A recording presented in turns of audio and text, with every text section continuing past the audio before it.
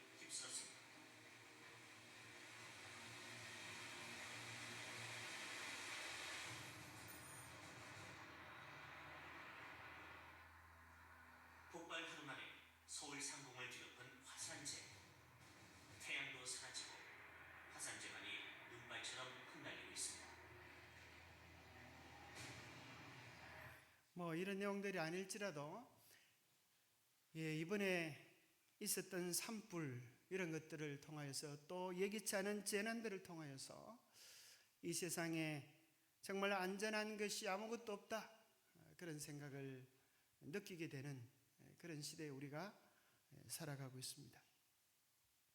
그래서 이 세상의 미래학자들은 사실 지구의 미래에 대하여 답이 없다, 그렇게 얘기를 합니다.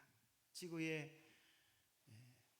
일어나는 재난들에 대한 걱정과 염려들을 하면 누가복음에 나오는 말씀처럼 그들이 장래에 일어날 일들을 생각함으로 기절할 정도로 어렵고 힘든 일이 많습니다. 그러나 흔히 성경에서 우리가 종말론이라고 말하는 성경 속에는 미래가 약속되어져 있는 것입니다. 성경은 약속의 책입니다. 그래서 하나는 구약이고 또 하나는 신약입니다. 구약의 내용은 인류가 죄로 말미암아 죽게 되어졌는데 여인의 후손인 예수 그리스도가 이 땅에 오셔서 우리를 위하여 죽으시려 오시겠다는 약속입니다. 예수 그리스도의 재림의 약속은 예수님께서 다시 하늘로 올리어 가셔서 우리를 죄와 슬픔과 아픔이 없는 곳에 데리러 다시 오시겠다는 약속입니다. 하나는 죽기 위하여 오시는 것이고, 하나는 우리 모두를 살려서 저 영원한 행복의 세상으로 인도해 가시겠다는 약속입니다. 그 힘든 죽기 위하여 오시는 약속도 이루셨다고 하면 우리를 살리러 오시는 그 약속은 지체하실 이유가 없는 것입니다. 반드시 그 약속을 지켜서 우리를 데리러 오실 것입니다. 그래서 성경은 요한복음 5장 39절에 나오는 말씀처럼 성경 전체의 주제가 예수 그리스도에 대한 것입니다. 너희가 성경에서 영생을 얻는 줄 생각하고 성경을 상고하거니와 이 성경이 곧 내게 대하여 증거하는 것이로다. 예수 그리스도를 만나는 그 경험이 마치 밥을 먹고 나서 우리가 생명의 양식을 얻는 것처럼 예수 그리스도를 만나는 것은 우리의 삶의 에너지를, 삶의 기쁨을, 삶의 충만한 은혜들을 우리에게 전달해 줄 수 있는 것입니다. 성경 전체의 구조는 창세기와 계시록이 짝을 이루고 있습니다. 창세기에는 하나님께서 죄 없는 아름다운 세상을 만들어 놓으셨는데 오늘 이 세상에 죄가 들어와서 고통과 아픔이 가득한 세상이 되었습니다. 그래서 다시 아픔과 고통이 없는 세상을 창조하시려고 하면 죄가 끝이 나야 합니다.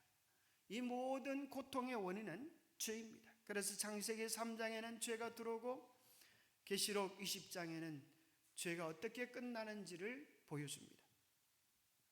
그렇다고 하면 중간에 들어있는 창세기 4장부터 계시록 10까지 19장까지의 모든 내용들은 선과 악의 대쟁투입니다. 악은 우리를 어떻게 하면 멸망으로 이끌까 그것을 끊임없이 연구하고, 예수 그리스도는 어떻게 하면 우리를 생명으로 인도할까 그것을 끊임없이 연구하고 노력하고 계십니다. 그 대쟁투가 일어나는 곳은 지구라고 하는 땅일 뿐 아니라 더 구체적으로는 우리 마음에서 일어납니다. 우리 마음속에 매일매일 우리는 그 전쟁을 경험하고 있는 것입니다. 내 뜻대로 내 인생을 살아가는가? 아니면 내 의지를 주님께 드려서 주님 기뻐하시는 삶을 살아가는 것인가? 그것이 우리의 매일의 삶 속에서 일어나는 일들입니다. 예수 그리스도의 재림을 기다리는 사람들, 그 사람들은 어떻게 살아야 할까요? 정말 예수님의 재림을 기다린다면 우리는 어떤 준비를 하면서 살아야 할까요? 그날에는 예수 그리스도의 재림의 날에는 우리의 모든 슬픔들이 사라질 것입니다. 주님 안에서 꿈꾸고 이루기 원하던 소원하던 모든 소원들이 성취되고 남을 것입니다. 우리는 우리의 소망의 주인이신 주님을 뵙게 될 것입니다. 그런데 아모스에 보면 여호와의 날을 뭐라고 이야기하는가 하면 그날을 두려움의 날이다 그렇게 이야기합니다. 왜 여호와의 날은 기쁨의 날이고 감격의 날이어야 하는데 왜 어떤 사람에게는 그날이 두려움의 날이 될까요? 왜냐하면 준비되지 않은 사람에게 다시는 주어지지 않을 은혜의 기간이 끝나는 때이기 때문입니다. 예수 그리스도의 재림을 준비한 사람들에게는 그날은 이 세상에서 정말 경험할 수 있는 최고의 날이 될 것입니다. 모든 눈물을 그 눈에서 닦아주시고 다시는 사망이, 다시는 아픔이, 다시는 곡하는 것이, 다시는 아픈 것이 없는 영원한 행복이 시작되는 날이 되게 될 것입니다. 그렇다고 하면 우리가 정말 준비해야 될 두 가지가 무엇입니까? 하나는 나를 준비시키는 것이요, 또 하나는 남을 준비시키는 것입니다. 나를 준비시키는 것이 무엇입니까? 예수 그리스도의 아름다운 성품을 닮아가기 위하여 끊임없이 주님과 살아있는 관계를 가지면서 주님의 사랑을 누리는 것입니다. 남을 준비시키는 것은 우리에게 주신 이 복음을 하나라도 더 전하고 알리기 위하여 우리의 노력을 다하는 것입니다.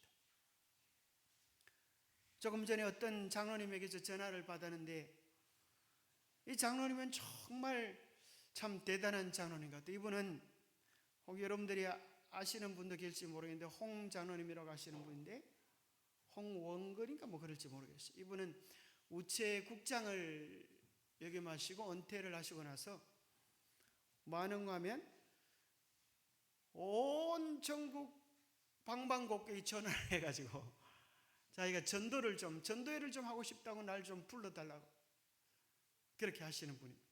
그럴 뿐 아니라 이 미국까지도 가고 뭐 여러 나라도 다니면서 전도를 하시는데 누가 불러줘서 전도하는 게 아니고 이분이 뭐 얼마나 열심히 전화를 해가지고 못살 굴기 때문에 초청을 하는데 정말 초청을 하면 참 재주가 다양합니다. 뭐 악기들은 못하는 악기가 없어요. 아코디언 뭐 별걸 다 하시고 또 뭐 건강에 대한 침도 하시고 이렇게 하는데 매 전도회를 할 때마다 전혀 모르는 곳에 가서 경로당에 가서 할아버지 할머니들에게 복음을 전하고 이렇게 하는데 이분이 이렇게 말을 조금 전에 들은 얘기가 자기가 이제까지 9년 동안 매 안식일에 한 번도 쉬지 않고 전도회를 했다는 거예요. 9년 동안 한 번도 쉬지 않고 전도회를 했는데 내가 이러다가 죽을지 모르겠다고 웃으면서 이렇게 이야기를 했는데 참 아주 감동을 받았습니다. 9년 동안 하루도 쉬지 않고 연세도 뭐 꽤 많으신 분 그런데도 전국을 다니면서 전도회를 하고 지금은 저 전라도에 가서 전도를 하고 계시다는 거예요. 참 그 젊은 사람도 할 수 없는 그 뜨거운 열정이 그 속에 있는 것을 보고 감동을 받았습니다. 지난주에는 우리 평신도 신학이 청도에서 있었는데 그 강서로 오신 우리 항팔 교수님이 이제 70대 말 80이 가까워져 오시는데 이분이 네팔에 우리 선교 신학원을 만드는데 아마 오래 가시게 되었다고 그렇게 얘기를 하세요. 근데 보니까 그렇게 건강해 보이시도 않으시는데 저녁에 원래 집회는 저녁 잡수고 마시시는데 점심때 이제 이분 강의가 끝나는데 이러시는 거예요. 내가 저녁에 가면 차 운전이 좀 힘들고 어려울 것 같아가지고 점심 먹고 내 강의 끝나면 가야 되겠다고 좀 양해를 하라고 이렇게 그렇게 연세가 많으시니까 여러 가지 불편한데도 불구하고 그런 열정을 가지고 네팔에 가시겠다고 하는 그 참 열정이 참 대단한 것 같아요. 또 내일은 우리 알파시티 교회 합회 교회에서 오후 3시 반에 연합회에서 1040 해외 세계 선교 프로젝트 보고회를 합니다. 그래서 우리 복음이 제일 전해지지 않은 곳이 1040 이쪽 지역에 복음이 전해지지 않은데 그 일을 위하여 지금 어떤 일들을 하고 있고 또 앞으로 어떤 일들을 할 것이다 하는 그런 연합회의 큰 계획들을 발표하는 아주 중요한 시간입니다. 혹시 관심 있는 우리 성도님들 참여하여서 함께 은혜도 받고 또 새로운 비전과 기도의 제목들을 얻을 수 있으면 참 좋겠습니다. 다른 나라에 선가하는 것들은 우리나라에서 조금만 수고를 해도 그 나라에 얻어질 수 있는 결과들은 너무나 크기 때문에 우리 교회에서 해외 선교 자금을 그죠? 매달 10만 원, 15만 원 그렇게 보내는 것도 우리에게는 별로 큰 것이 아니지만 그것에는 한 달 선교사들 생활비가 되고 어떤 곳에는 두 가정의 선교사 생활비가 되어서 우리 교회가 이 한국에서 영혼구원을 하는 것보다 더 많은 사람들을 주님께로 인도하는 것들을 보면서 정말 좋은 세계 선교 역할을 우리 중동교회가 하고 있다 그런 생각을 해보게 됩니다. 자, 세계 종말에 대한 것과 예수님의 재림 이 두 가지는 서로 연결되어져 있습니다. 예수님의 재림에 대한 징조들을 보면 어떤 사람이 이렇게 말해요. 하도 재난들이 많으니까 뭐라고 이야기하는가 하면 이거는 옛날에도 있었는데 뭘 그러십니까? 이렇게 하는 사람들이 있어요. 그런데 뭐가 달라지는가 하면 옛날보다 빈도수가 더 많아지고 강도가 더 깊어졌다는 거예요. 마치 잉태된 여자에게 해산의 고통이 오는 것처럼 예수님의 재림의 징조들이 그 마지막 사건들이 더 강화되어지고 또 더 빈번히 일어나면서 우리의 영혼들을 깨우고 있는 것입니다. 이제는 전쟁이 일어나도 한 개인 국가의 전쟁이 아니라 여차하면 세계 전쟁에 불을 지필 그래서 세계를 불바다로 만들 그런 위험들을 가지고 있는 것들을 우리는 보게 됩니다. 그래서 윈스턴 처칠이라고 하는 영국 수상은 이런 말을 했죠. 만일 전쟁이 일어나면 교전 국가와 지구 전체가 파멸될지도 모른다. 이 세상에 일어나는 전쟁은 앞으로 더 커지고 엄청난 규모를 가지게 될 것이라는 것이죠. 빈센트 센이라고 하는 분은 현재의 사태는 이 유성 위의 생명이 끝이 날 가장 극단적인 재난을 가져올 가능성도 내포하고 있다. 누가복음 21장 26절에 보면 사람들이 세상에 임할 일을 생각하고 무수함으로 기절하리니. 요즘은 참 AI가 대세입니다. 근데 AI를 잘 쓰는데 어느 것이든지 AI를 쓰지 않는 일들이 없어요. 다 기계들을 그렇게 쓰는데 근데 여러분이 알다시피 어떤 일들이 벌어져요? AI가 사람을 때리는 일들도 벌어지고 사람을 공격하는 일들도 벌어지면서 만약에 AI가 반란을 일으키면 사람은 꼼짝도 못하게 AI의 지배를 당할 것이다. 그런 가상 소설 같은 이야기들도 하고 있습니다. 마태복음 24장 3절에 보면 예수님께서 예루살렘을 바라보고 있을 때 제 아들이 그렇게 묻습니다. 이 아름답고 찬란한 예루살렘을 보십시오. 그때 주님께서 돌 하나도 돌 위에 남지 않고 이 성이 무너질 것을 이야기합니다. 그때 제자들은 어느 때에 이런 일이 있겠습니까?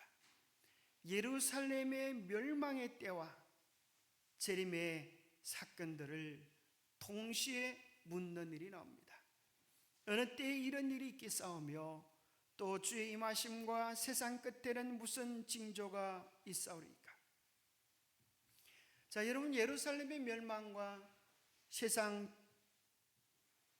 끝은 어떤 공통점을 가지고 있을까요? 이스라엘 백성들은 생각하기에 결코 예루살렘 성은 무너질 수 없다고 생각을 했어요. 왜 그렇죠? 하나님의 전이고 하나님이 그 성전에 계시다고 믿었기 때문에 예루살렘이 무너지는 것은 절대적으로 불가능한 일이라고 생각을 했어요. 그러나 예수님께서는 뭐라고 말씀하시는가 하면 돌 하나도 돌 위에 남지 않고 완전히 무너지는 역사가 일어난다. 그것은 뭘 얘기하는 것입니까? 오늘 예수님의 재림과 연관되어진다면 그것은 어떤 것을 이야기할까요? 우리도 우리 생각에 예루살렘처럼 내가 믿는 것들이 있지 않습니까?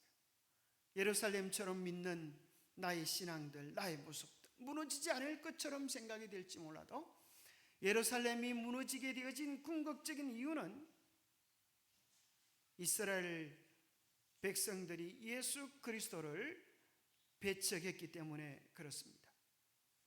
하다못해 로마의 관은 빌라도가 예수님을 살리기 위하여 그 당시에 가장 극악한 바라바를 세우고 예수님을 세워서 두 분 중에 한 사람을 선택하게 한다면 저렇게 흉악무도한 바라바보다 예수님을 선택하지 않겠는가?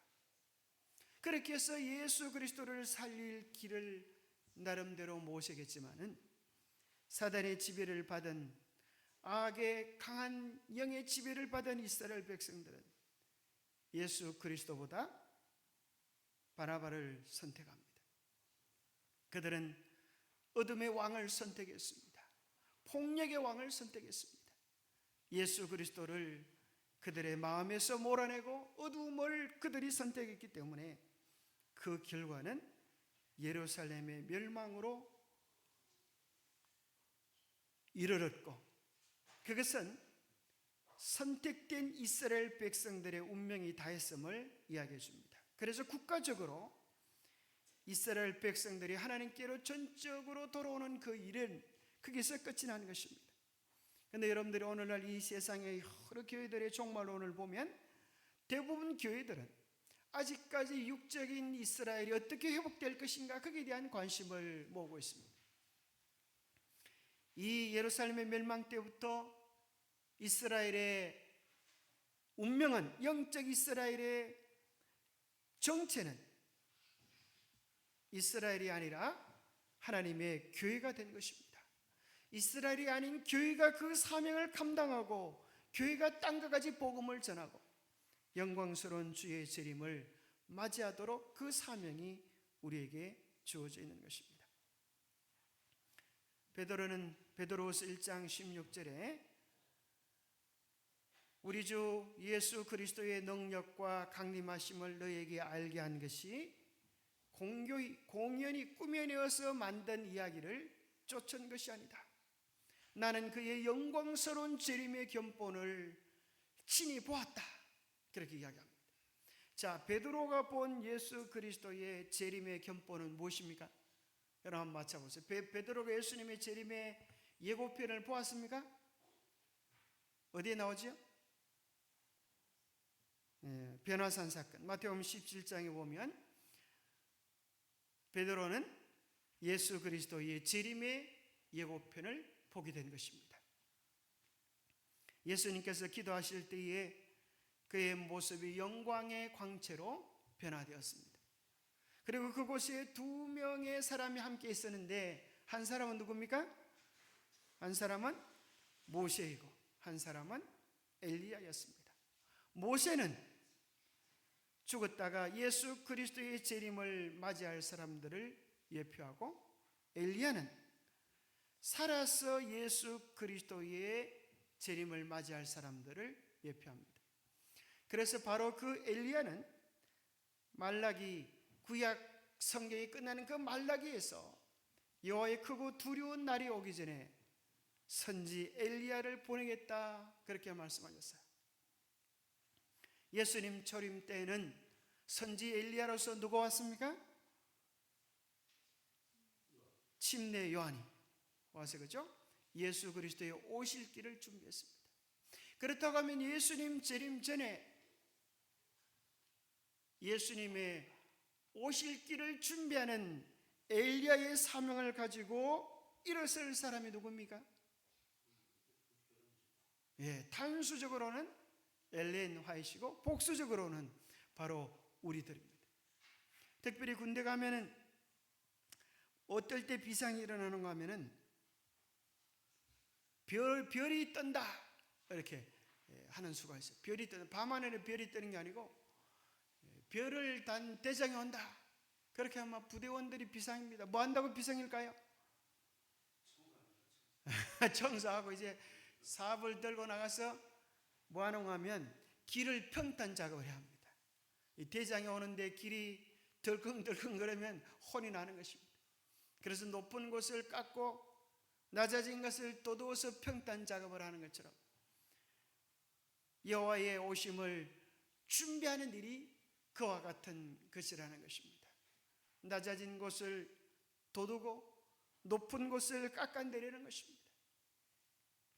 세상에 쏟아진 마음들, 교만한 마음들을 깎아내리고 의기소침했던 마음들을 일으켜 세워서 주의 오심을 위하여 준비하는 그 일은 이 세상에 대장이 오는 것보다 훨씬 더 중대한 일이요, 그 일을 준비하도록 우리에게 맡긴 것입니다.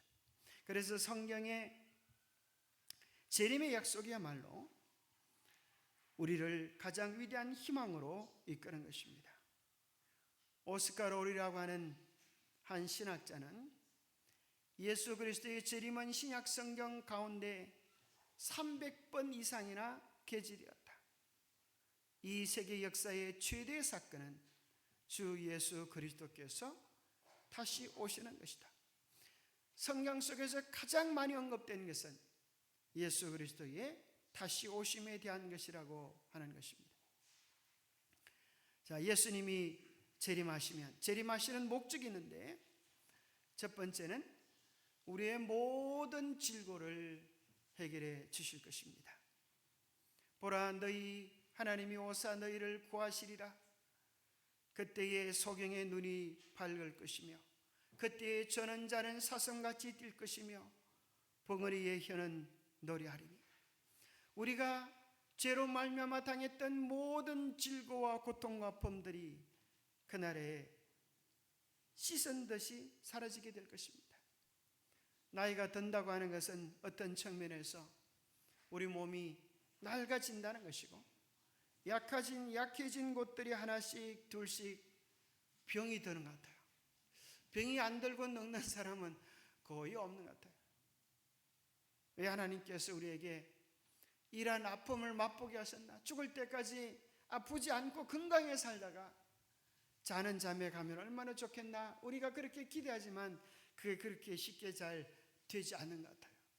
어쩌면 우리를 아프고 힘든 시간들을 죄로 힘든 시간들을 경험해 보면서 우리의 마음속에 어떤 깨달음을 주시려고 허용해 주시지 않나. 주님께서 기뻐하시는 일은 아니지만 우리에게 허용해 주시지 않나, 그런 생각이 듭니다.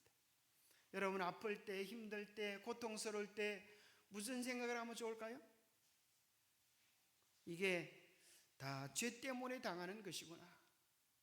그러니 어쩌든지 죄를 미워해야지 그런 마음을 품으면 어떨까요? 그죠? 힘들고 어려울 때에 이 다 죄 때문에 우리 아담 하와 할아버지 할머니가 죄를 짓지 않았으면 내가 이 고생을 안 될 텐데 하면서 할아버지 원망하는 게 아니고 조상 탓하는 게 아니고 우리 자신을 살피면서 내게 있는 허물들과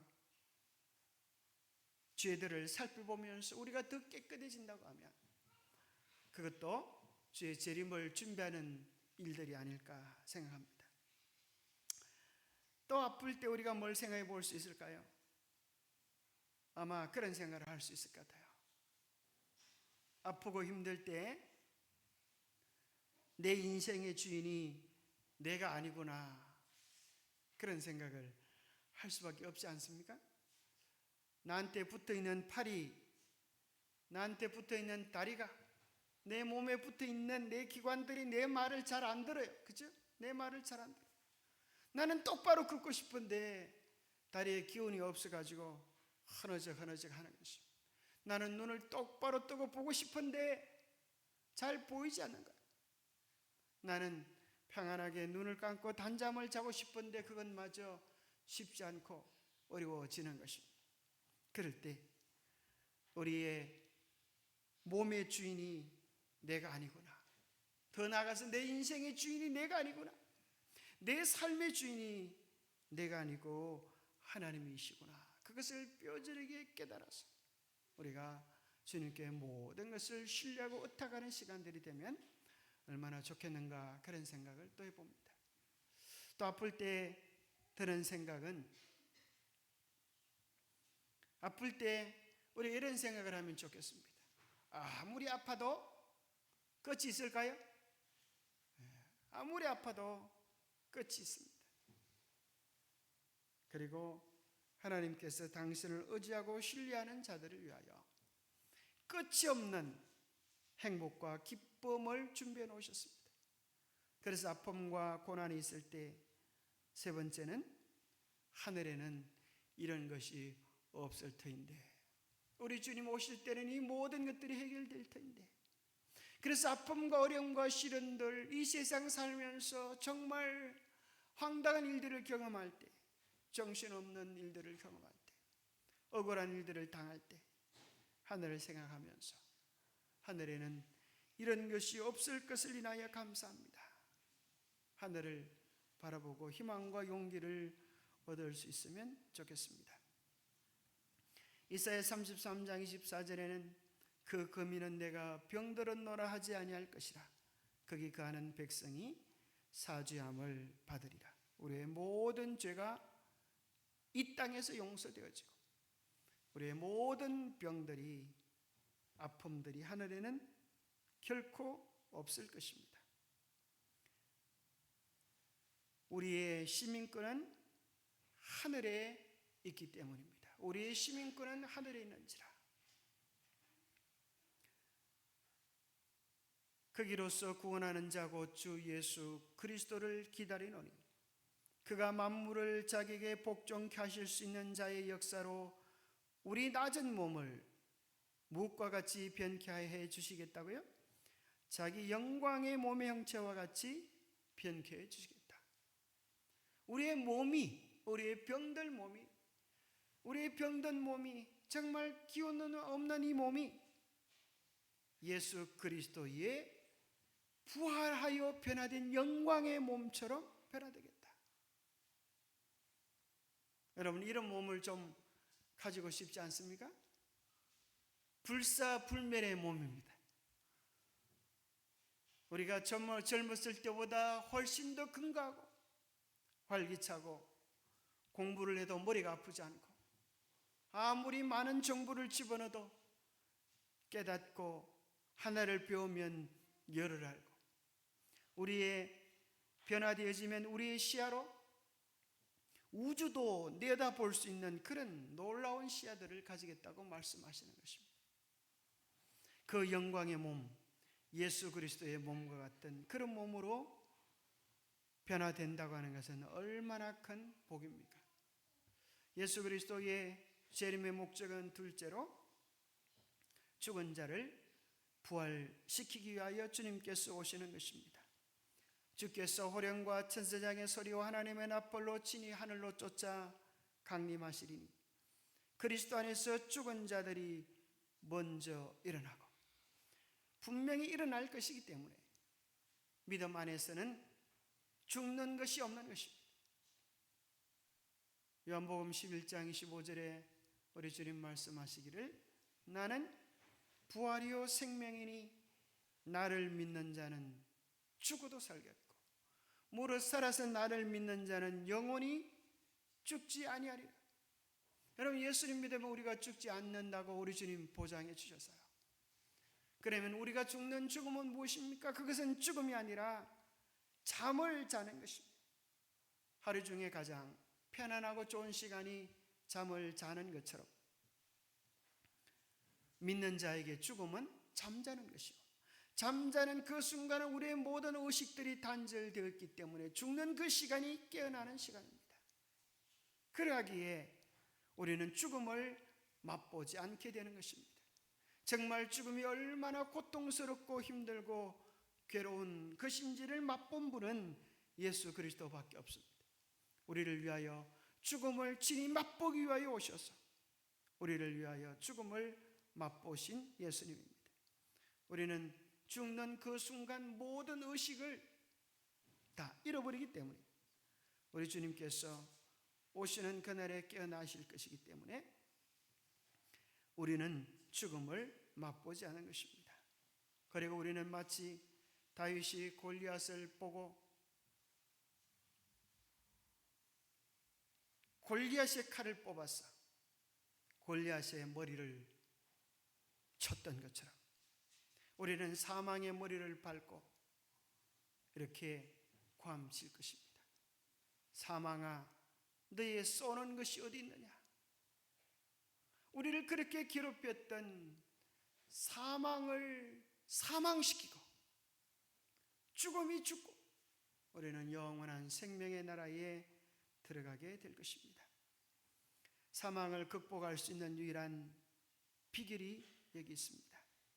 보라, 내가 너희에게 비밀을 말하노니 우리가 다 잠잘 것이 아니요 마지막 나팔의 순식간에 홀연히 다 변하리니 나팔 소리가 나매 죽은 자들이 썩지 아니할 것으로 다시 살고 우리도 변하리라.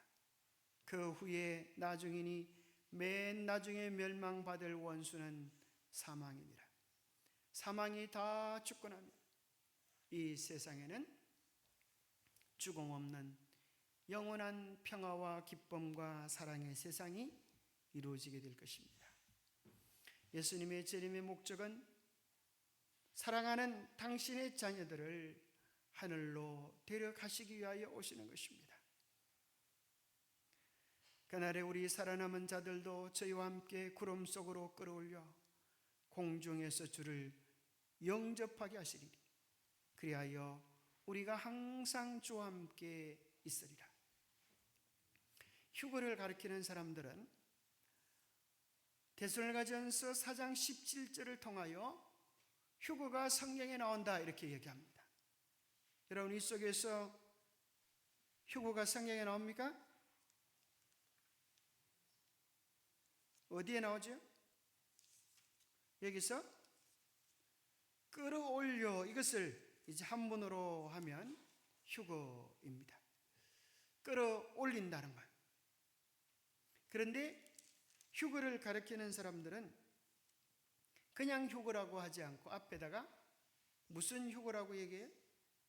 비밀 휴거라 그렇게 해요. 비밀 휴거. 그래서 이 시나리오를 소설책을 만들고 영화를 만들어 가지고 이런 이야기를 하는 것입니다. 비행기를 타고 가는 운전사가, 비행기 조종사가 믿음이 좋아서 휴거가 되어지면 비행기가 갑자기 길을 잃고 폭파해버린다. 그래서 휴거가 일어나면 큰 재난이 세상에 일어난다. 그런 영화나 책을 만들었습니다. 그러나 데살로니가전서 4장 바로 앞절 16절에 보면 휴거는 멀리 일어날 수 없는 것이라고 하는 사실을 성경 속에서 이야기합니다. 16절에 보면 주께서 호령과 천사장의 소리와 하나님의 나팔로 친히 하늘로 쫓아 강림하시리니 그리스도 안에서 죽은 자들이 먼저 일어나고, 그 말씀이 나오는 것입니다. 주님께서 호령을 치실 것입니다. 천사장의 소리가 들릴 것입니다. 하나님의 나팔 소리가 들릴 것입니다. 그 큰 소리가 천지를 진동하면서 동에서 번개가 번쩍임 같이 우리 주님의 영광스러운 재림이 있고, 주님께서 우리를 부르실 때에 우리가 다 공중으로 끌어올려서 공중에서 주님을 맞이할 것입니다. 그렇다고 하면 이 성경 구절은 우리에게 뭘 얘기하는가 하면 오늘날 이 땅에서 내가 재림 예수다 하는 사람들이 다 가짜이고 마지막 때에 또 예수님의 모습으로 나타나서 사람들을 치료하고 이적을 베푸는 자들도 다 가짜일 것이라는 것입니다. 왜 그렇죠? 예수님은 이 땅에 발을 디디지 않고 하늘에서 우리를 부르실 것이기 때문입니다. 우리는 이 거짓된 사단의 속임수에 넘어가지 않도록 성경 말씀을 더욱 분명히 이해해야 할 것입니다. 어떤 목사님이 꿈속에서 예수님의 재림의 광경을 보았습니다. 예수님께서 구름 위에서 나의 사랑하는 자들아 부르면서 올라오라고 이야기할 때에 이 땅에는 많은 사람들이 구름 위로 올라가는 모습을 보면서 얼마나 감격적이고 영광스러운지 큰 은혜를 받았는데, 그런데 문제는 자기는 발이 땅에 딱 붙어가지고 아무리 폴짝폴짝 뛰려 그래도 발이 떨어지지 않더라 그래요. 그래서 깜짝 놀라가지고 아이고 예수님 나도 데려가세요 그렇게 꽝 지르다가 눈이 떠졌더라. 여러분, 만약에 그날에 딴 사람들은 다 구름 위로 끌어올려지는데 나는 아무리 뛰려고 해도 내 발이 땅에 딱 붙어가지고 떨어지지 않는다면 얼마나 안타깝고 슬픈 경험이 될까요? 어떤 자들이 공중에서 주님을 영접할까요? 그들의 마음속에 예수님을 모시고 사는 자, 그들의 마음속에 늘 예수님을 사랑하는 자, 예수님을 흠모하는 자들이 그 영광스러운 잔치에 초대받지 않을까요? 마지막으로 172장 나의 기쁨 나의 소망 되시며, 우리 예수님에 대한 찬미를 하고 오늘 저녁 집회를 마치겠습니다. 172장